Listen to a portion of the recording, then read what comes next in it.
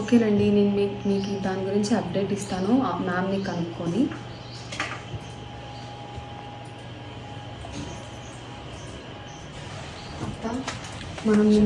మనం పెట్టబోయే వర్క్షాప్ గురించి తిరుపతిలో నిన్న వీడియో రిలీజ్ చేసాం కదా. సో చాలామంది కస్టమర్స్ దాని గురించి అప్లికేషన్ రిజిస్ట్రేషన్ ప్రాసెస్ గురించి అడుగుతున్నారు. మీరు ఏమైనా క్లారిటీ? అప్లికేషన్ ఆల్రెడీ రెడీ అయిపోయింది. ఇప్పుడు నేను అది చూపిస్తాను ఎలా వాళ్ళు ఫిలప్ చేసుకోవాలి అనేది. సో దాన్ని బట్టి ప్రొసీజర్ చేసేస్తే అయిపోతుంది. మీకు డిస్క్రిప్షన్లో ఇలా లింక్ కనిపిస్తుంది కదా, లింక్ మీరు క్లిక్ చేస్తే అన్నీ మన డీటెయిల్స్ అడుగుతుంది. సో ఆ డీటెయిల్స్ అన్నీ కూడా ఇలా ఇవ్వాలన్నమాట. ఫస్ట్ వచ్చేసి నేమ్, పేరు ఏదైతే ఉంటుందో మీది ఆ నేమ్ ఇవ్వాలి. నెక్స్ట్ మెయిల్ ఐడి, దాని తర్వాత ఫోన్ నంబర్,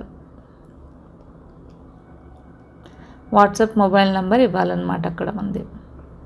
తర్వాత బిజినెస్ నేమ్ ఉంటే బిజినెస్ నేమ్ అంటే లైక్ షాప్ ఉంటే, లేదు అంటే మీ పేరే ఇచ్చేసేయచ్చు అక్కడ. ఇంకా నెక్స్ట్ మీ అడ్రస్, జస్ట్ ఊరి పేరు అలా ఎంటర్ చేసినా సరిపోతుంది. బిజినెస్ నేమ్ ఉంటే బిజినెస్ నేమ్, లేదు మీ పేరు, అడ్రస్, సిటీ.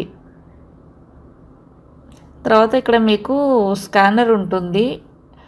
ఒకవేళ మీరు స్క్రీన్ షాట్ తీసుకొని జీపే ఆర్ ఫోన్పేలోకి వెళ్ళి స్కానర్ కోడ్ అని ఉంటుంది. ఇలా ఫోన్పేలోకి వెళ్ళి మనము అది స్క్రీన్ షాట్ తీసుకుంటాం కదా, స్కానర్ ఓపెన్ చేసి అది తీసుకున్నాక అప్లోడ్ క్యూఆర్ అని ఉంటుంది. అది వచ్చితే మీకు ఫొటోస్ ఉంటాయి. ఇందాక మనం స్క్రీన్ షాట్ ఏదైతే తీసుంటామో అది ఇందులో ఫొటోస్ క్లిక్ చేస్తే అది ఓపెన్ అవుతుంది అన్నమాట.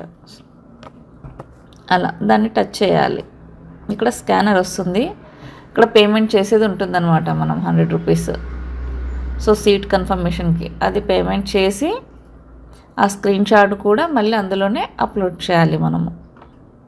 సో ఇలా అయిపోయాక స్క్రీన్ షాట్ తీసుకుంటారు కదా, ఆ స్క్రీన్ షాట్ని ఇక్కడ వచ్చేసి యాడ్ ఫైల్ అని ఉంది కదా బ్లూ కలర్లో, అక్కడ అది క్లిక్ చేసి ఆ ఫైల్ ఇందులో ఓపెన్ చేయాలన్నమాట. బ్రౌజర్ అని ఫైల్ ఓపెన్ చేసి ఏదైతే స్క్రీన్ షాట్ ఉంటుందో ఆ స్క్రీన్ షాట్ని ఇక్కడ క్లిక్ చేస్తే మనకు అప్లోడ్ అయిపోతుంది అన్నమాట.